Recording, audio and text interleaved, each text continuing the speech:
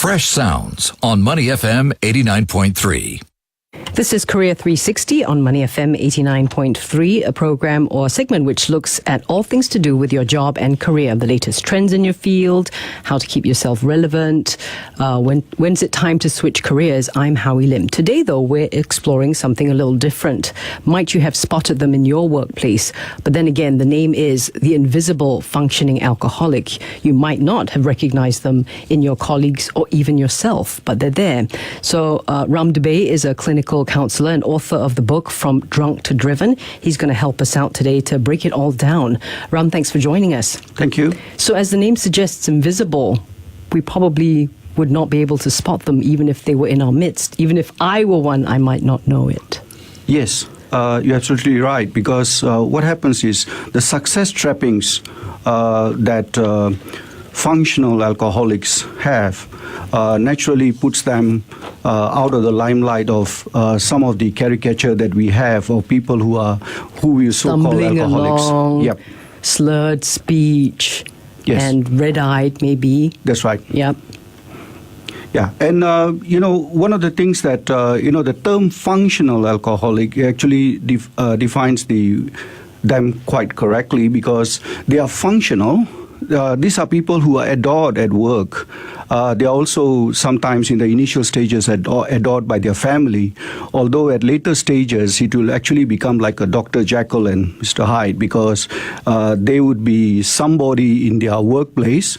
They'll be very nice, they'll be very successful, they will make a lot of money, but then probably in their family life they might be somebody very different.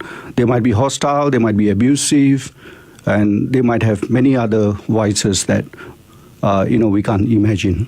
So they're good parents, good workers, they exercise, but then they'll go home and have 4 martinis and 2 bottles of wine.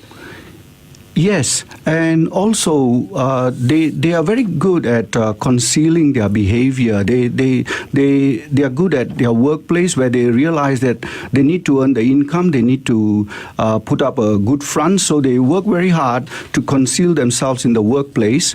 But back home, their life may be a bit different, because they would actually let themselves loose, and the moment they reach home, they will feel very relaxed. But at the same time, they could get very irritable. They could get very hostile. Sometimes they will abuse their wives and children too. So this is why it's so challenging, I'm sure, to spot them. Yes, it is very difficult to spot a functioning alcoholic, precisely because when at the workplace, they are really doing very well. Very classic example, if you look at today's paper in the Straits Times, you have a situation of a broker. A broker generally deals with, is like a middleman. I mean, he basically deals with various parties, trying to bring them together. There's an iron broker who, deals It's typically... a high-stress job, of course. It's a high-stress job, and it's a job where there is a lot of entertainment that needs to happen. And invariably in this job, people will find that, they need to drink, but then they come to a stage where they don't know how much they should be drinking. And they become compulsive and obsessive. And they can actually conceal it because that's their nature of the job. They would say that that's their part of the job, that's part of their entertainment. So you think this particular iron ore broker, who then went on to allegedly assault a cabbie after some late-night drinking, after work drinks and such with clients, maybe that could be an invisible corporate functioning alcoholic? Yes. If we really go and look into his behavior patterns more closely, we will find that, he might be having a trait of this in the office, but nobody would have then identified it, because he might... What sort of traits do you mean? The angry reactions? They would be coming to the office sometimes a little late because they would be spending a long night's drinking. So that's the first sign of it. The second one would be probably that, sometimes they will become very irritable. And if you ask them about their expenses, they will be spending a lot of money drinking. And if you ask them about the expenses, they will actually tell you that it is due to the nature of the job. They will also like to always find opportunities to go for a happy hour drink. They would like to come in late but like to leave early. on the pretext that they are going to entertain clients, and usually they will also like to have a pre-drink. That means a drink before the main drinking session, because they just want to unwind and relax themselves a little bit. I'll just have a shot of tequila before my beer. Yes. Okay. Yes. And they also joke about it too, I They also understand. joke about it. The funny thing is that if you tell them that they are alcoholics, they will get very offended, and sometimes they can become abusive and even hostile. But on their own, they would like to joke about it. But that is they themselves poking fun at themselves. But that is a small trait which actually tells you that they are functional alcoholics, because actually inside them there is a guilt feeling.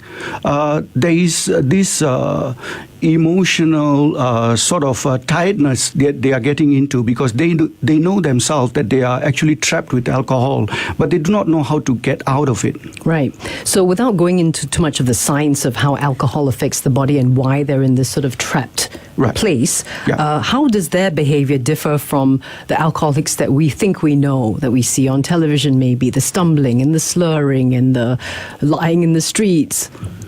Well, the one fundamental difference is that their ability to conceal their abusive and compulsive drinking. A functional alcoholic is a master at this art. A classic alcoholic is someone, you have this caricature of someone stumbling around, somebody having problems, and you can see his messy hair, messy clothes, coming in late, going off early, those kind of things, quite obvious. But then when it comes to a functional alcoholic, they are very neat, tidy. But they could also be, those could also be behaviors of someone who's just tired of working.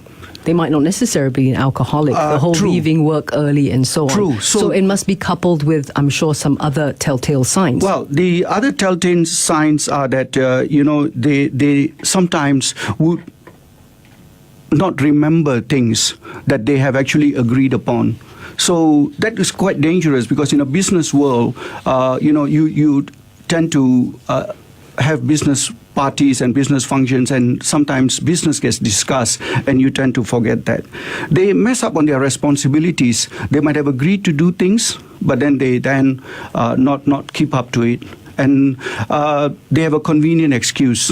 They were either entertaining clients or they had some other pressing matter to attend to. So they always have excuses for that. And this is how it affects the workplace, right? Their colleagues, the managers. Their irritable mood and their mood swings also affect their colleagues, because you are actually not sure how to actually deal with these people, because at one point of time they will be very nice, very, very good, kind, caring. At the other moment they could be very grumpy, very hostile, or very angry towards you. Again, that Dr. Jekyll and Mr. Hyde thing you were talking about. Okay. Yes. Why do you think this has happened to them? We know stress. Well, there could be many factors. There, it could be the home environment. It could be the work environment. It could also be family history of alcoholism. Now, sometimes it also could be due to they having some actually mental health disorders like anxiety, depression, or some other thing that is going on them. It's not easy to actually diagnose straight off why somebody takes to alcohol, but there is a problem. There must be a problem why they are actually overindulging in it. So what if you suspected a colleague or yourself even that you may have this problem? I mean, everyone, every now and then, will have a drink or two after work, especially on Fridays, maybe like today. Yes. But how would one know whether they're this kind of person, the invisible functioning corporate alcoholic, one of their colleagues may be? Yeah. I mean, well, the way to look at it is to find the inconsistency in their behavior and communication patterns. Because what typically will happen is the person, when he's sober and he's not having any hangovers, he will be a very different person as to a person who is had a couple of drinks, and his behavior, communication pattern will actually change quite a bit. He could be he could be somebody that, carrying on one side when he's normal, but on the other side, he could be mischievous, he could be actually flirtish, he could be doing various other things, which is not normal of him when he's in his sober self. This is very challenging also. Perhaps, let's say you have a colleague who is exhibiting all of these signs and you suspect already. It is not an easy subject to broach. Also, earlier you said they tend to react quite negatively and be quite defensive about it. Yes. What might be the best way? Well, it is something that, you need to actually find the right time to do it. So the first important thing is to find the right time, ensure that this person is sober. Also ensure that, this person, has a good meal and, you find a quiet place to confront him. But the best thing to do is, not to confront him at any time when you think that he is still having a hangover or he's still not in his normal self. So you must wait for him to be completely sober. Then you can have this conversation, and you must have it direct, and you must have enough evidence, because evidence is the best thing that can help people understand that they are causing problem to others. Do these invisible functioning alcoholics drink at work? They might not drink at work per se, but they might find opportunities to drink around their work time. They might during lunch, slip off at lunch or at tea breaks or something like that, yes. So I was thinking the most obvious evidence would be alcohol on the breath. Yes. And you're absolutely right. And then coupled with all of these behavioral aspects, Yes. the not remembering their stuff, the messing up, the responsibility, the creating distance with their work colleagues, and the general grumpy and negative attitude. I have to say, though, I might have a few of those. So that could be concerning. Yeah, we all have them. But, the important thing to realize is that is this constantly a behavior that we portray, or is this only a behavior that comes because after we have taken a couple of drinks? Okay, so let's say, for example, you have spotted a colleague of yours who is perhaps an invisible functioning alcoholic. You've spoken to them. It is also imperative that they want to be helped, because you can't help anyone who doesn't want to. But say they do, where could they go? Where could you lead them to get some help? Well, usually people in this sort of senior positions or professional people, they would like to keep things discreet. So my advice is, first of all, go and see their personal doctor, whoever their medical doctor is. Go and have a visit and open up to them that they have this problem. You as the colleague go to this person's physician? No, not you as a colleague. You as a colleague can suggest to them. Encourage them to go to their physician. I see. That's right. You as a colleague, all you can do is give them enough evidence to understand that they have a problem, because the only thing that can help people change is when they are aware that they have a problem themselves. So the evidence will help. Now, once they have the evidence, and I'm sure if the discussion goes on and they seek help from you, then the best first stop is to go to the doctor. The doctor would then be able to recommend a counselor or some other mental health professional who can actually help you with this problem of alcoholic. There is unfortunately still that stigma around seeking help for mental issues. Yes. I'm not crazy. Yes. So a lot of working professionals, especially in the higher ranks, may not be too willing to do that. Yes. And hence I suggest that, just like you go to a doctor when you have a flu or some other problem, visiting a doctor will be just a discreet thing.